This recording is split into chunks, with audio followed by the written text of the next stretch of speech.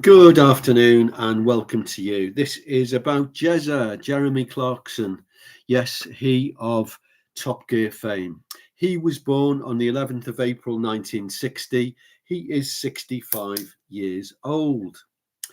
Well, I'm trying to just flesh out a little bit about what Jezza thinks. He's quite an influential guy, really, for a motoring journalist. And in that sense, it's interesting to know what he thinks, what he's about, and so on. And he believes in what we call the minimum state. He says this is a quote: government should build park benches, and that is it. It's 10 years since Clarkson left the BBC after his assault on a Top Gear producer.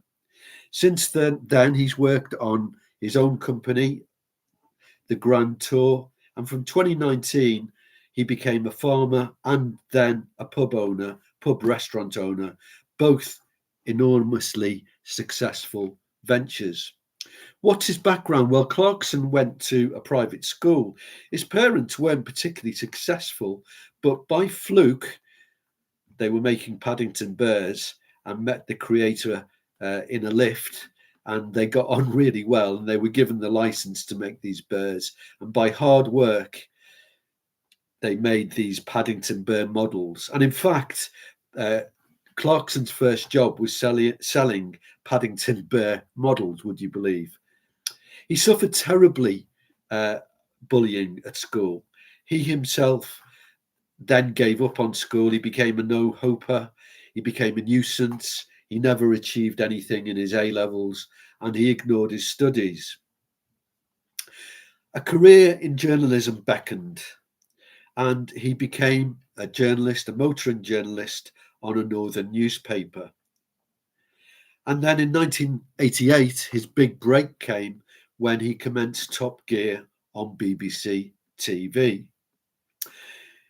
Just a little bit more on his background and his thinking. He's very much for free enterprise, I would say, and he's against the state. He's against the big state. Clarkson, interestingly, is part of the Chipping Norton set. He's a good friend of David Cameron, the ex-Prime Minister and Tory leader. He actually voted to remain in the EU, not for Brexit. Although he defended J.K. Rowling's character and called her an erasure, she's been erased from public life on her stand on trans issues. He's definitely on the right, but very unpredictably so. He's a great pricker of pomposity. You know, he's an iconoclast. You know, he breaks down images, he breaks down acceptable things. Clarkson rejects the climate crisis. He famously has crossed swords with a TV chap called Chris Packham.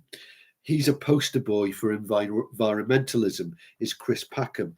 Yet Clarkson, through his farm work, is what I would call a sensible environmentalist. He's a bit like Nigel Farage.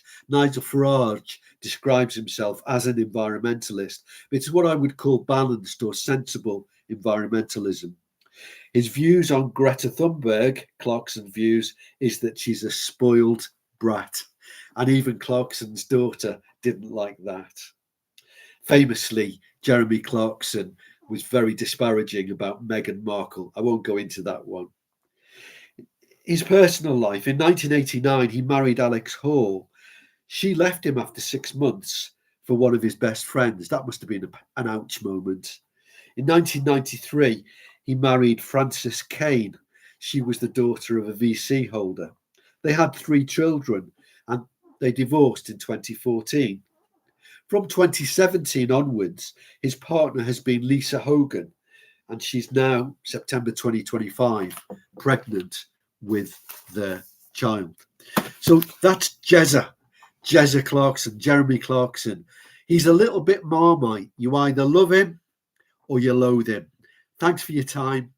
Give me a like and subscribe to my channel if you like what I'm doing. May God richly bless you as he's blessed me. Have a good day.